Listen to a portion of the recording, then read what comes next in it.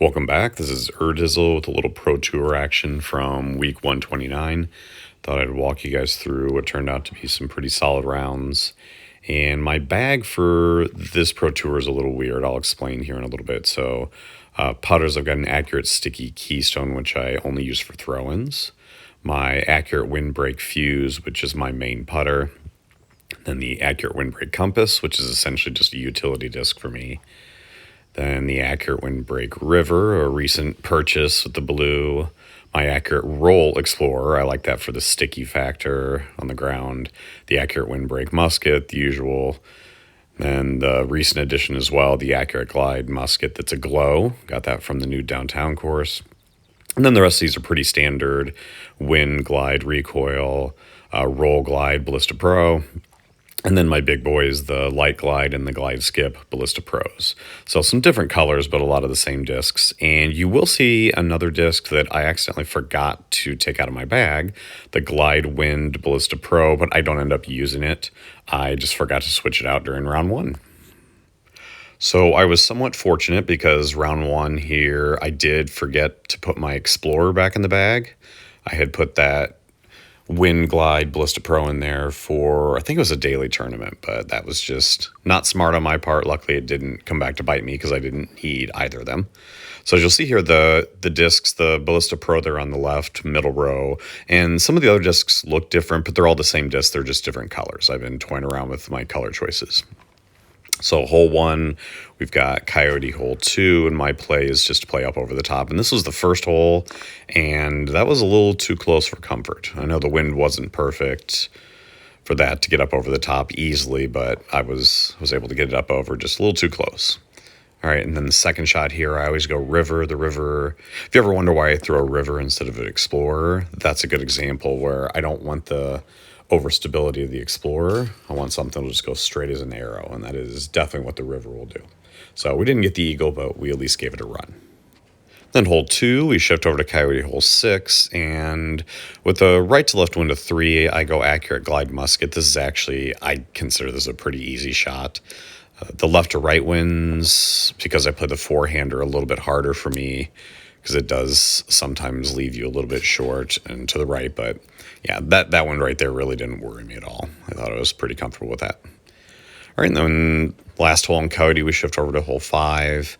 And with the wind of one, this is when you really need an eagle. So right about here, as long as it misses that cactus, I was pretty comfortable with that was going to be a really good shot. And we don't want to get too close to that. And that's perfect. So it is uphill, but for me, that is not a throw-in. That's just a elevation change putt. So aim a little higher and boom. And I don't make every single one of those, but that wasn't really too worried from 43. If it's closer to 50 plus, those get a little sketchy throwing uphill. All right, and then we shift over to Oak Hill for holes 4, 5, 6. And this hole, I've been leaving this one a little too far left, but I will err on the side of caution to the left, because if you're to the right behind those trees or the bush, you might not have a shot. So that one was a little high and a little left, but we were able to get it. So I don't mind being up to the left there as long as I get a look at it.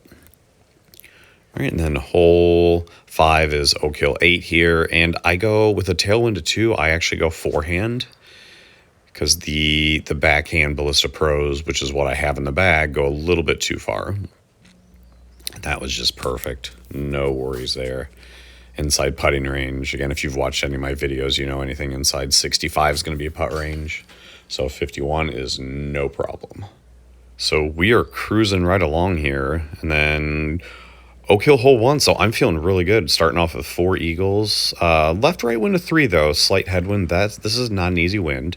And so I probably should have aimed that a little further left, but I didn't want to bring that tree into play. But this, if I can get into putting range, all right, 63 feet, so we're good. The wind of 3 is a little off, so I'm going to aim a little to the right here, but I'm pretty, oh, crap.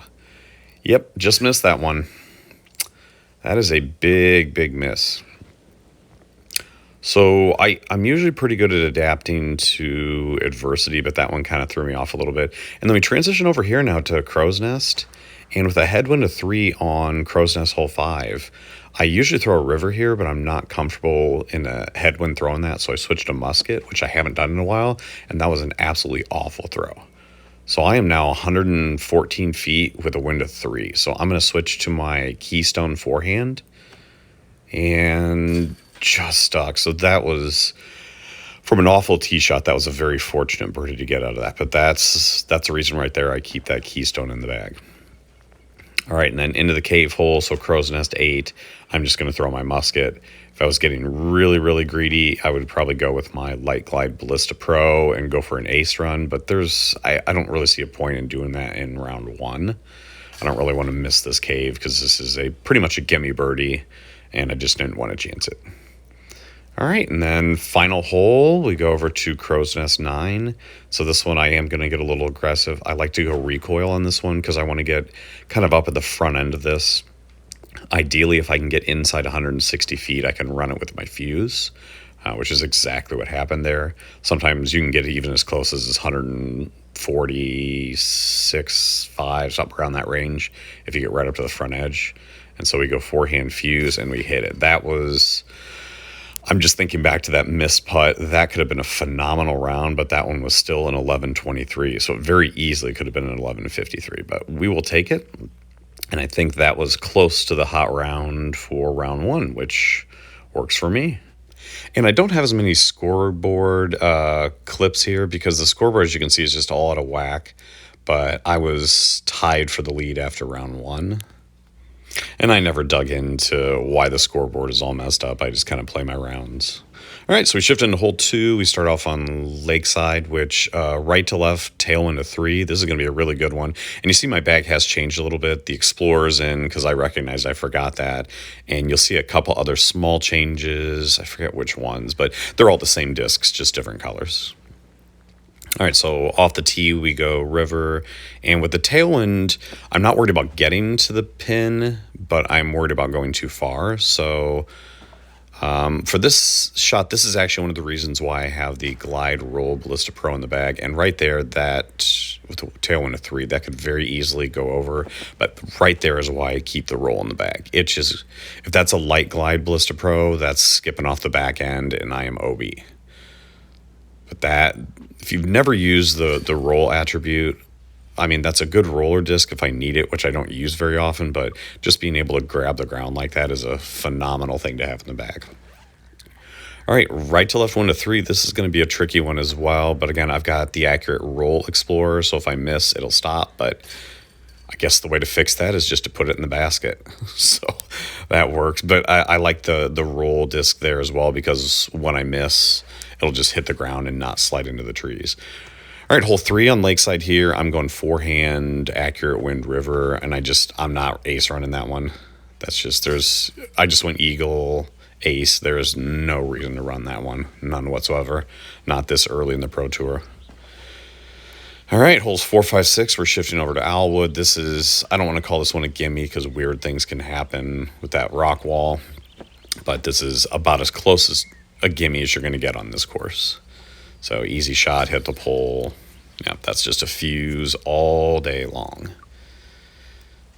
And then we shift over. Okay, so this guy, so right to left 1 to 3. Anytime the wind picks up on this one, this can get dangerous. So normally I would just throw on a straight pullback my Light Glide Ballista Pro, but that one I put a little bit of turn on it just to get it to turn over to the right, and that should be within putting range. Yeah, if you get any further to the left on that wall, it can be outside that 65, and you've got to do a throw-in. And with the wind of 3, you never want to have to do that. So I just float that bad boy up there, and I made the adjustment. You know, I messed up on round 1 Oak Hill. I was not going to miss that again. All right, I do not like seeing this hole because this hole is so fluky. I'm going to go on Light Glide Ballista Pro off the tee, and I'm hoping to get somewhere past that tree.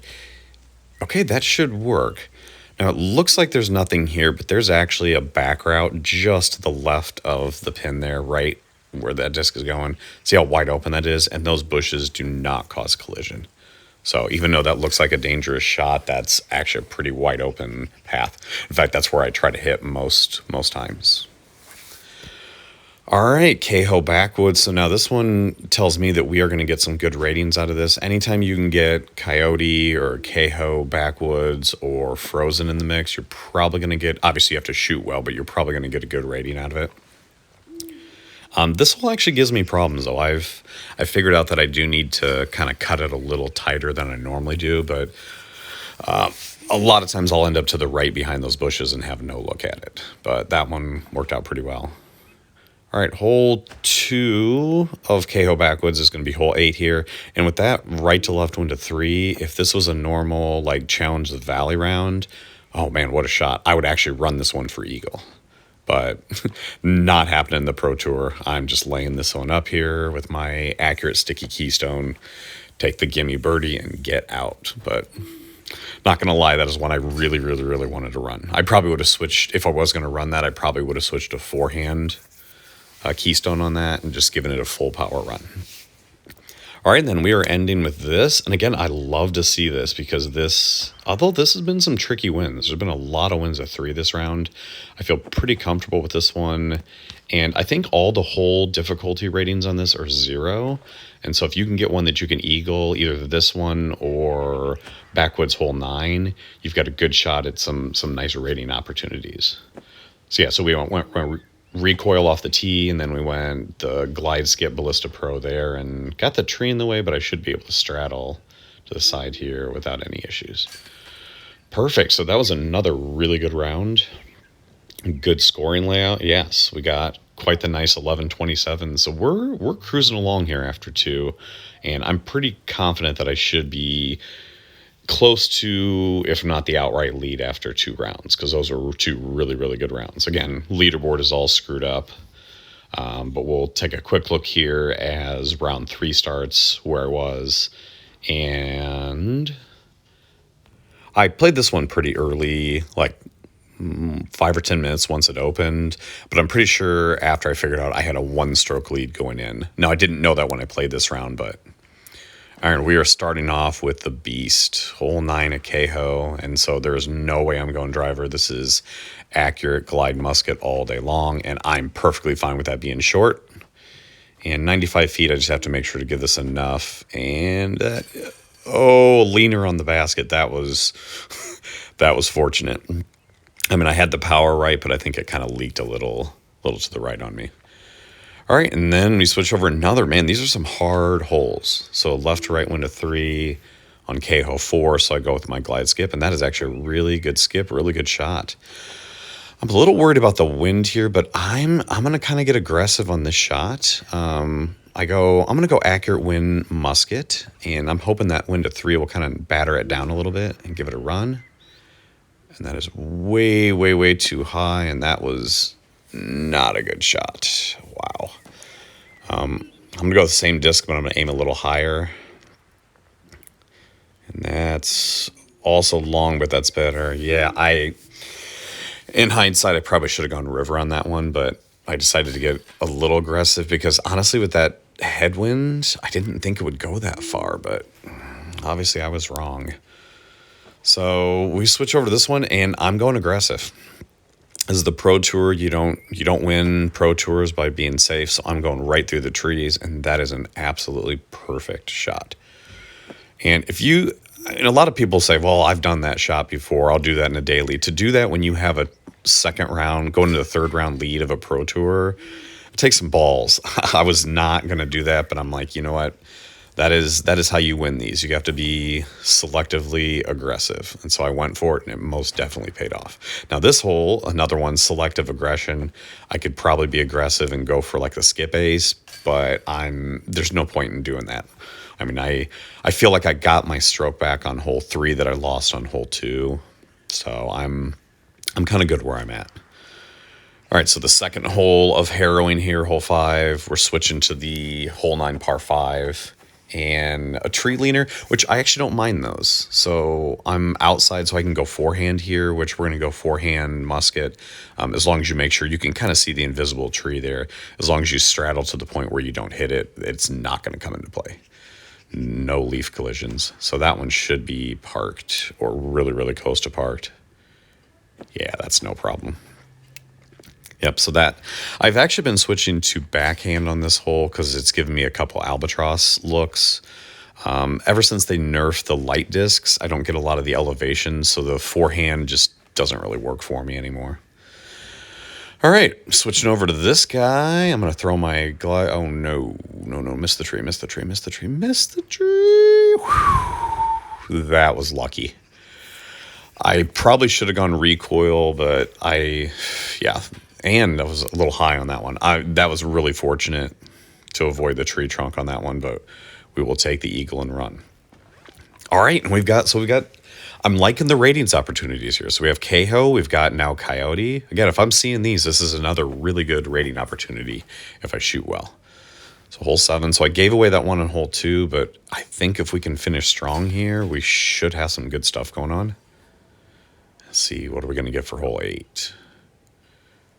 All right, and I love to get aggressive on this one. This is an accurate wind musket. I'm going to ace run it. Usually you either hit basket or I'm never within putting range. I'm always 70 to 80 long. That's probably 70-ish. Yeah, 72. And so this is a throw-in. I go pretty quickly on those because I've had that shot many, many, many times. And now oh, yes. Now if we end with this guy and a win of 1, so this is the exact hole we had before. And then earlier, I think it was round 1. Missed that. And that might be a little wider than I want, but we can eagle this. No, no cactus, no. Oh, that one hurts. That one hurts. That could have been a really, really, really good round. So we're just going to have to, we're not being stupid. We're going to lay up, take the birdie. But, oh, man, what could have been? Dude, eagle on that one. And if I didn't do that stupid shot on 2, that's 60 rating points. Wow, and it was still an 1102. That could have been an 1162 easily. Still back to back to back, 1100 rounds. We'll take it. And again, going into the 4th round now, I'm pretty sure I had a 1-stroke lead. I think Bagger had 2 of his accounts on there, and I think I was 1 or 2 strokes ahead of, like 1 stroke ahead of one of his accounts and something else. But so Caddyshack had a 43. So looks like I've got some opportunities to really kind of set myself apart here during round 4. So hopefully we get some good layouts. Again, I really want a good layout here for scoring. All right, so we start off on blueberry, which is not what I want to see, but that is glide, skip, get through the tree, don't go behind, perfect. So I don't like seeing blueberry, but if you are going to get blueberry, this is the hole you want to see. So you're not stuck with ace runs the rest of it. But now we know coming up the 2nd and 3rd hole, we're going to have to do some ace runs here. And this one, yeah, with the wind of 3, I'm not going to mess with this one. I could probably throw the accurate glide musket, but we're just going to lay it up with the wind, hit the pole. Yeah. I don't want any crazy comebackers where I end up being stupid and getting a par out of it. I'm hoping I don't see hole 6, the downhill one. I've not had good luck on that. Now, this is one I really like to see, because I feel like I can ace run this one and not have to worry about any crazy comebacks. All right, so we go to the river. Oh, we got it. We got it. We got it. Oh, come on. So close. That would have been huge. That's my accurate wind river on that one. Man, that would have been so nice to get. Yeah, to get 2 eagles on blueberry would have been money. All right, so now we know we're going to get good ratings. We're going frozen, so I'm going to kind of play this one out wide with my light glide. Oh, no. No, no, no, no. That is not good. That is not good. I'll get the skip. Oh, wow. That was phenomenally lucky. Not only did I not go OB, it somehow put me, oh, jeez, put me in eagle range. I tell you what, you got to get some breaks sometimes, and that was fortunate. So this guy, I am absolutely 100% not messing with. So I have a little trick I use on this one. I'm actually going to throw my fuse. Instead of going for it or playing the land, all I do is I play the ice, play a fuse, just let it slide out here. And the reason I do this is because a wind of 3, I didn't want to be too aggressive, but now look where I am. That is inbounds. And that is a much easier approach shot than being on the land out to the far right. So I'm going to throw my fuse again with a tailwind of 3, and that one should be parked under the basket, or at least really close. Boom. Yeah, after that break I got on the last hole, there was no point in being stupid on that one. Let's just take the birdie and get out.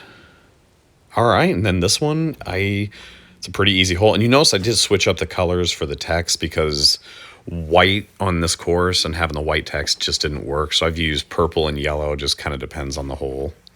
But yeah, this is just a pretty easy shot too. We're going to throw the river. Let's go fuse, actually. Yeah, the river would have been too much, so we just go fuse, lay it up there. Easy birdie. Man, this is going to be a really, really good scoring layout. I'm just hoping for some good stuff here. Yes, another good one. So I think if we can finish this off strong. So right now, all I want to see, let's see if we can get ace around this one. Get it, get it, get it, get it, get it. That's going to be a little high. And then right there, don't roll, don't roll, don't roll. Come back, give me tap in. Yes. So right now, I know this is going to be good rating. All I want to see are 2 easy par 3s. I don't even care. Oh, no.